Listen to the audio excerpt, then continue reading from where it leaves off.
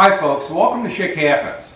Recently I put up a video on hen of the woods mushrooms, finding them and then preserving them. And what I mainly talked about was freezing, but I did touch base on trying or attempting to dehydrate a small batch.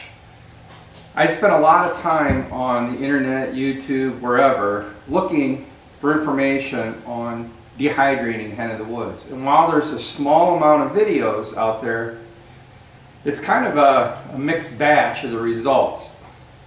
Some say they like it, some say they don't. I don't know, maybe it's subjective. But anyway, last week I did dehydrate some of these and we rehydrated them, sauteed them up in some butter with a little bit of seasoning. And I'm telling you what, they tasted just as good that way as they did cooking them fresh. So in this video, I want to talk about how I dehydrate these hen of the woods. So the first thing I'm going to do is get these cut apart. There's a lot of dirt underneath. There's some dirt on the outside here. I'm not going to mess with these real stocky stems at the base. Ultimately, what I want to do is break it apart into pieces like this. I'm going to throw them in the colander here, take these in the house and get them rinsed, and then we'll go to the next step.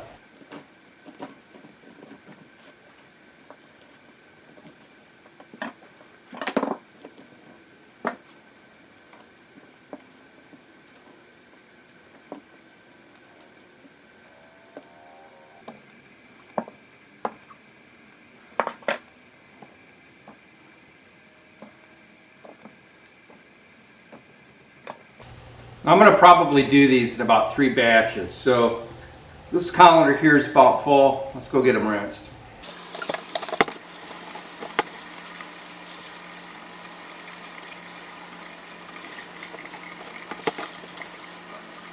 I have a Nesco dehydrator. I've had this thing for years, and occasionally when I find them I'll buy some extra trays. I have 3 or 4 other brands of dehydrators. What I found doing this the last time is putting it on the highest setting, the meat setting, which is 155 degrees or 68 degrees for you Canadians. Okay? When I layer these and put these on the trays, I'll leave a little bit of space in between them. And what I did the last time was put an empty tray in between each one. I don't know if that makes a difference for airflow, but that's what I did, and I'll probably do it again with these batches.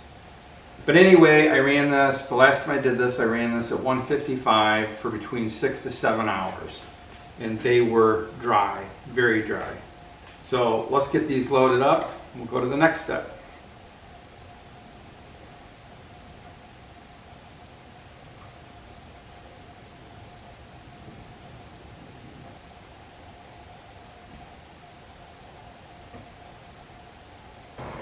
We'll check on these in about 6 hours.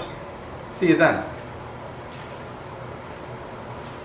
So I just unplugged these.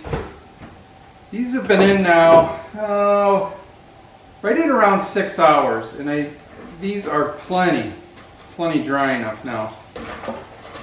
So what I'm going to do is let these cool to room temperature, and I'm going to transfer them into these sealed containers for later use.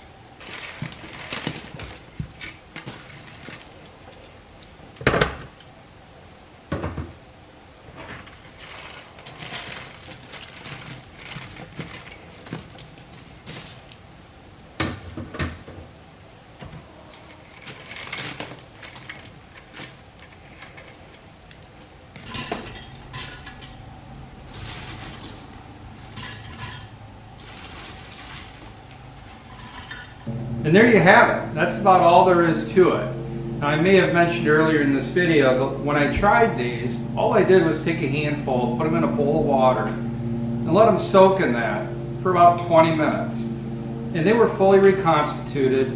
I then took them into the kitchen with a little bit of butter in a pan, sauteed them on low to medium heat with a little seasoning for 15 minutes or so. And these tasted just as good to me as picking them fresh and cooking them. So if you're running out of freezer space, or you find a huge amount of hen of the woods this fall and you have a dehydrator, give it a try. I don't think you'll be too disappointed. But anyway, thanks for joining me here today on Schick Happens. I hope you enjoyed this video on dehydrating hen of the woods mushrooms. And until next time, cheers.